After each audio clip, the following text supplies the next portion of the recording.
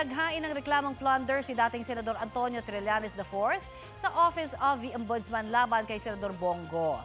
Kaugnay po yan sa pag-abuso umano sa pwesto ng senador para maibigay ang ilang government infrastructure projects sa construction companies ng kanyang tatay at kapatid. Halos 7 bilyong piso raw ang kabuang halaga ng mga proyekto. Ayon pa kay Trillanes, ginagawan umano ng paraan para magkaroon ng mga malalaking proyekto ang mga kumpanya ng ama at kapatid ni Go sa pamamagitan ng joint venture. Bibigyan daw nila ng kopya ng inihaing kaso ang ICI. Una nang iginiit ni Senator Bongo na hindi siya nakinabang sa negosyo ng kanyang pamilya dahil meron siyang delikadeza.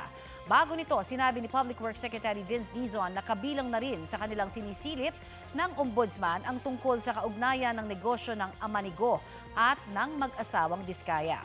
Pinalagan po yan ni Go at sinabing handa siya mismo ang magpakulong sa kanyang pamilya sakaling may ugnayan nga ang kanyang pamilya sa mga Diskaya.